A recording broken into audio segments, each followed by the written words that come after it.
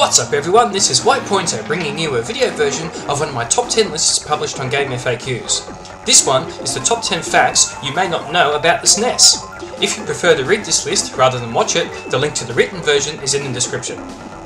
Many gamers have fond memories of the SNES, also known as the Super Nintendo, Super NES and Super Famicom in Japan. It was home to a plethora of classic games and is one of the most iconic consoles in video game history, ultimately coming out on top in the battle for our 16-bit gaming dollars. With the release of the SNES Classic Mini in late 2017, I figured it was a good time to revisit the original SNES and give you a list of facts about the vintage console that you may not have known about. Of course, you viewers are a smart bunch, and no doubt some of you know this stuff already, but even if you do, I hope you find this list interesting regardless. All of my sources are going to be listed at the end of the video. Let's get started!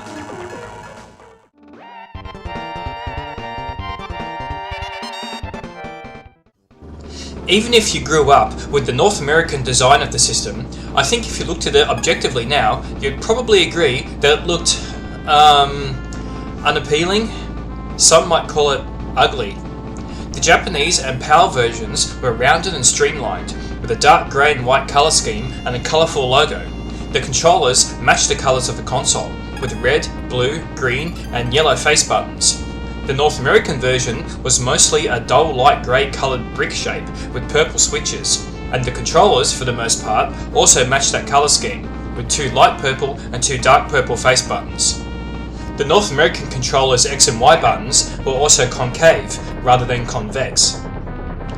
There were actually a couple of reasons for this redesign. One reason, which you may have heard before, was so gamers couldn't rest things like drinks on top of it. Apparently, Nintendo received a lot of units of the original NES to their service facility that had all manner of beverages spilt into them, and they didn't want a repeat of that. The other main reason was that when Nintendo enlisted Lance Barr, the same guy that redesigned the original Famicom into the NES, to create a new design, he looked at the Japanese Super Famicom and decided it wasn't edgy enough, and didn't look good when stacked, as the SNES had an expansion port on the bottom. He described the Japanese console as looking like a bag of bread. Sorry Lance, but I'm gonna have to disagree with you on that one. Being Australian myself, we might have missed out on some great games that North America received, but at least our SNES looked good and matched the design of the original Super Famicom.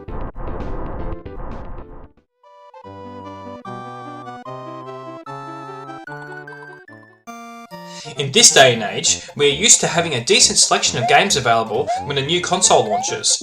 The Nintendo Switch, for example, launched with 10 games, 5 retail and 5 digital, with an additional 7 being available in Japan.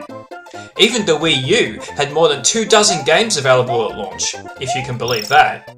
But do you know how many titles the Super Nintendo launched with? Initially, when it launched in Japan, as the Super Famicom, it only had 3 games available. Yup, 3. Not only that, but one of those games, obviously Super Mario World, came bundled with the system, leaving only 2 other games as options, F-Zero and Pilot Wings, that both coincidentally showed off the system's snazzy new Mode 7 capabilities. Granted, these were all really good games, but only 3 of them? Really? When the system launched overseas the following year, the situation was slightly improved, but still not great. An extra 2 games, Gradius 3 and SimCity, joined the Japanese launch lineup. This seems like a pretty paltry number, especially compared to the Sega Mega Drive/Genesis that was their main competition, that had been on the market for a couple of years by that point and had roughly 100 titles available already. The system seemed doomed to failure, but we know that's not what actually eventuated. Of course, more games quickly followed those initial 3, or 5 if you're talking about the international launch, and the console would eventually go on to outsell the Mega Drive, but it definitely got off to a somewhat rocky start.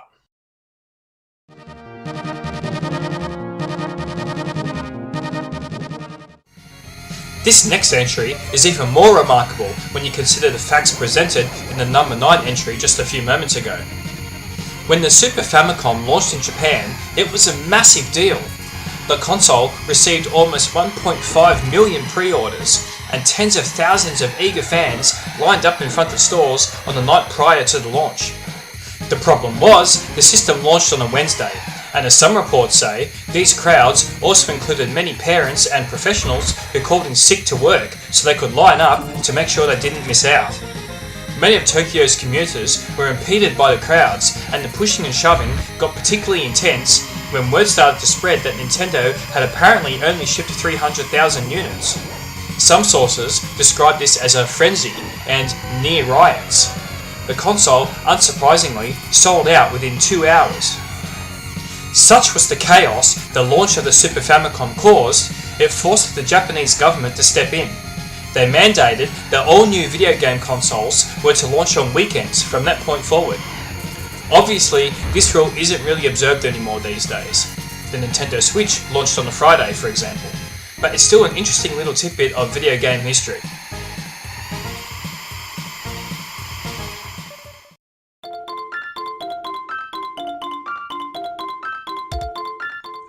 The Super Nintendo's native resolution was 256 by 224, and the majority of games released for the system used it.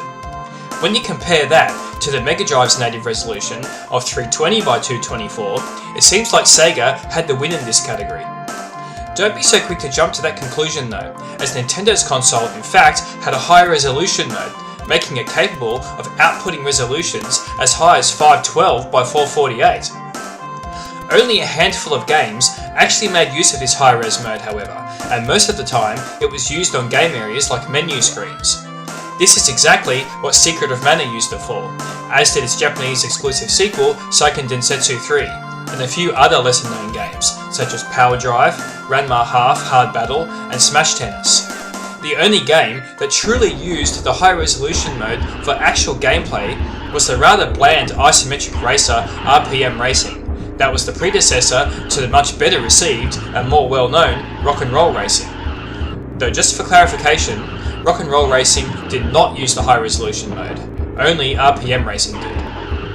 As for why it wasn't used very often, it's difficult to say for sure, but we can make some educated guesses. One reasonable assumption is that the Super Nintendo's Mode 5 and Mode 6, which were the background modes that actually supported true H512, were severely limited in both number of background layers, 2 and 1 respectively, and available colours, 16 and 4 and 16 respectively.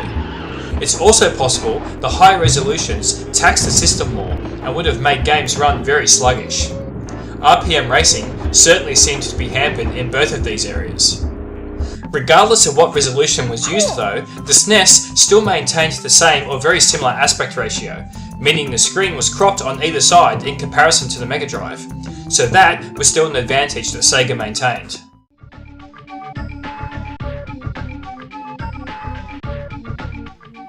Many gamers would probably consider surround sound to be a relatively new thing in video games, and certainly not something that those old 16-bit consoles were capable of. It may surprise you to learn then that the Super Nintendo did in fact support surround sound in the form of Dolby Pro Logic 2.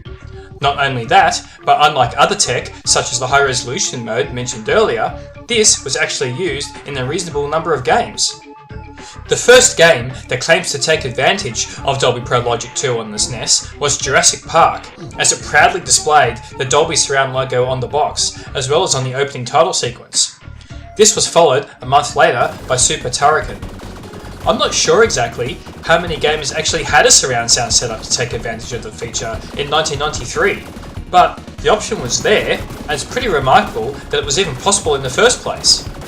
Other games that supported surround sound included Jurassic Park 2, The Chaos Continues, Samurai Showdown, Art of Fighting 2, Fatal Fury Special, The Flintstones, Star Ocean, Vortex, and King Arthur's World.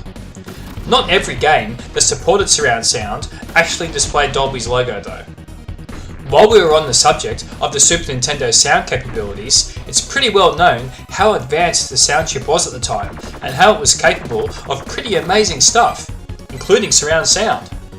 Did you know that the sound chip in the SNES though was actually manufactured by Sony and designed by none other than Ken Kutaragi, who would go on to become the father of the PlayStation and CEO of Sony Computer Entertainment?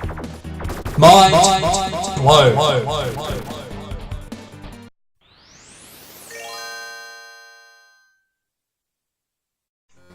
The Super Game Boy was a peripheral that plugged into the Super Nintendo's cartridge slot that allowed you to play Game Boy games on the TV through the SNES, once you inserted the Game Boy game in.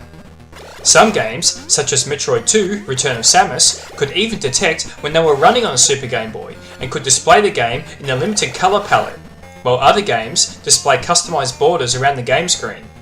It was a pretty cool little device that didn't cost much more than a standard game cartridge for the SNES, and opened up a whole new library of games to play. What's even more cool though is how the peripheral worked.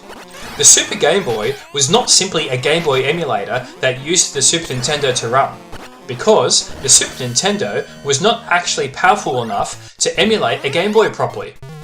Generally speaking, emulators actually require hardware significantly more powerful than the original hardware to run accurately and at the correct speed.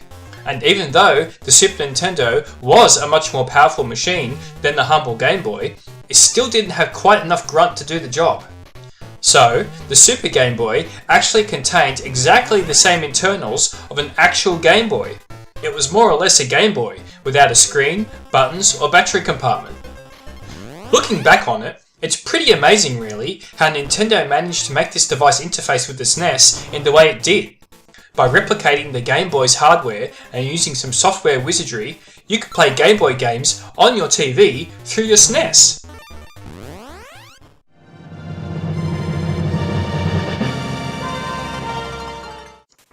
Cartridge-based consoles, such as the Super Nintendo, measured their cartridge storage size in megabits rather than megabytes that were used by personal computers. In computer science theory, 8 bits make up 1 byte. A bit is basically a 1 or a 0, so an 8 megabit console game was the equivalent of 1 megabyte. Since a console game would often be marketed just using the shorthand of megs, this was sometimes confusing if you were unaware of the difference. Back then, storage was at a premium, so even though the SNES could technically address up to around 118 megabits for a cartridge, most games tried to keep it as low as possible, and available memory access controllers generally could only access up to 32 megabits, or 4 megabytes. When you think of the largest Super Nintendo games in terms of cartridge storage, which games come to mind? Maybe the Donkey Kong Country trilogy, or perhaps Super Street Fighter 2, Killer Instinct, Mortal Kombat 3, Samurai Showdown, or Chrono Trigger? All of these games tipped the scales at 32 megabits in size, and at least if you're talking about Western releases, you'd be correct in thinking that these were the largest SNES carts released. However, there were 2 Japanese exclusive RPGs released for Super Famicom that pushed the cartridge size way up to 48 megabits, or 6 megabytes. And those games were Star Ocean and Tales of Phantasia. Star Ocean in particular could have possibly been even larger than this were it not for the special SDD1 compression chip that was added to the cartridge. Neither game was released outside of Japan on the SNES, with the increased cost of manufacturing the larger cartridges no doubt contributing to that decision. Both were eventually localized and released on different platforms many years later though. Tales of Phantasia made it to the GBA, and Star Ocean was remade for the PSP. If you're interested, the smallest SNES cartridge was just 2 megabits, or 256 kilobytes, used by games such as the SNES port of Space Invaders.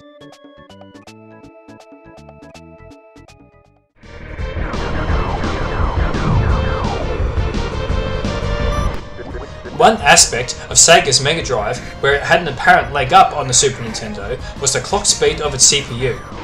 Both were 16-bit processors of course, but Sega's clocked in at 7.67 MHz, whereas Nintendo's was less than half that speed at around 2.68 to 3.58 MHz. This difference in CPU speed is what Sega referred to as blast processing. This is because, when designing the SNES, Nintendo opted to keep costs down by not including an expensive CPU that they feared would become obsolete in a few years anyway. Instead, they designed the SNES to be somewhat modular and made it easy to integrate various special coprocessors that were included on the game cartridges instead. This unlocked more advanced features for developers to utilize without the need for the end user to purchase expensive additional add-ons. such as the Sega 32X. The carts that utilised these special chips generally had an additional 8 connector pins on either side of the standard pins. The most famous of these enhancement chips was of course the Super FX, allowing the system to render real-time polygons, used in games such as Star Fox and Stunt Race FX. An enhanced version of this chip, called the Super FX2, was used in games such as Super Mario World 2, Yoshi's Island, and Doom. 8 games in total were released with the Super FX chip, 9 if you include Star Fox 2 that was included on the SNES Classic Mini. But this was only one of many enhancement chips that SNES games used over the years. The most popular chip that was used in more than 30 games, though the majority were Japanese exclusives, was the Super Accelerator 1, or SA1. This coprocessor actually boosted the SNES's clock speed to an impressive 10.74 MHz and provided more and faster RAM, amongst other benefits. It was used in games such as Super Mario RPG, Legend of the Seven Stars, Kirby's Dream Land 3, and PGA European Tour. The second most popular chip, used in around 20 games, was the Digital Signal Processor, or DSP series of chips. There were 4 variations of this chip that provided a number of graphical advantages, and were used in such games as Dungeon Master, Super Mario Kart, and Suzuka 8 Hours. Other chips include the aforementioned SDD1 that was used for sprite graphics compression, featured in Star Ocean and Street Fighter Alpha 2, and the CX4 for wireframe calculations, used in Mega Man X2 and Mega Man X3.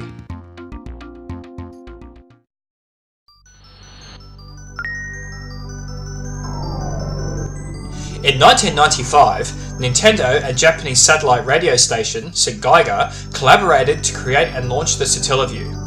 This was a rather bulky satellite modem add-on that plugged into the bottom of the Super Famicom, making it over twice as thick, and required the use of a special BSX, or Broadcast Satellaview X cartridge, that was included in the package. Once it was set up, gamers basically tuned into the satellite radio broadcast in much the same way they tuned into a regular radio station or TV channel. Every day for around 5 years, Sega broadcast material for Nintendo Satellaview subscribers, including magazines, quizzes, and of course, games. The service even included a Miiverse-like feature, and the central lobby area was like a game in itself, presented like a town in a JRPG. There were a lot of games available to play over the Satellaview service throughout its run, although subscribers only had the length of the broadcast to actually play them, much like you only had a limited time to watch a TV show on free-to-air TV. If you missed it, you'd need to wait for that game to be broadcast again. All of the games were single-player experiences, as the satellite radio technology could only communicate one way. Some games even supported the SoundLink feature, where there was a voice guiding you through the games. Many of the games that were made available at various points in time were completely exclusive to the broadcast satellite service and were not released to retail, which means they have probably been unfortunately forever lost to history. Games included Dr. Mario, F-Zero, F-Zero Grand Prix 2, yes you heard that right, Dragon Quest, Kirby's Toy Box, Wario's Woods, Lemmings, and a 16-bit remaster of the original The Legend of Zelda.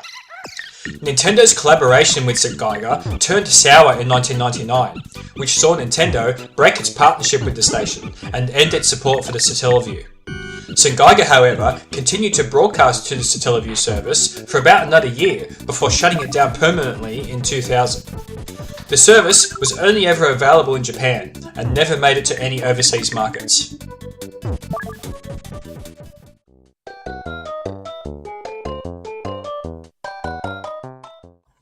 The SNES was indisputably the king of the 16-bit consoles, despite fierce competition from the likes of NEC with the TurboGrafx-16/PC engine, Sega with the Mega Drive/Genesis, and SNK with the Neo Geo AES.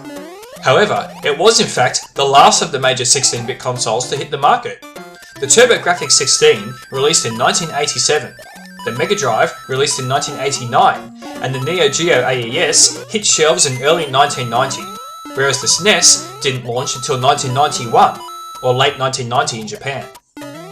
This was because, as difficult as it may be to believe, Nintendo never actually planned to release a follow-up to the original NES/Famicom. At least, not at that particular point in time. They envisaged the original NES to be a standard device, similar to a VCR or CD player, that people would use for many years. But when Sega in particular released the Mega Drive to market, it made the NES look inferior and primitive in comparison, especially once games like Sonic the Hedgehog appeared on store shelves. So Nintendo begrudgingly decided they would need to launch a new, more powerful console themselves to stay in the game. This resulted in it hitting the market last, in contrast to the other major players, though as history shows us, it didn't turn out to be too much of a disadvantage. The only 16-bit console that was released after the SNES was the commercially unsuccessful and little-known Funtech Super A-Can, which only released in Taiwan in 1995.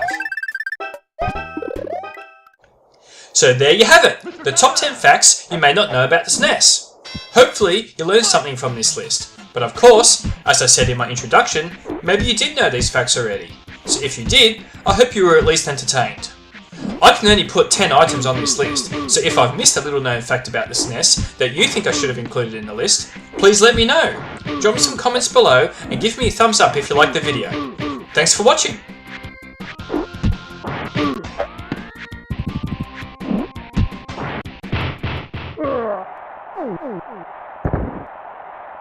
One, two, three, 4, 5, 6, 7. Fight!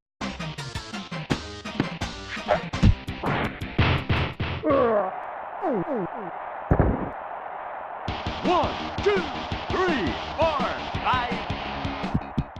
Fight!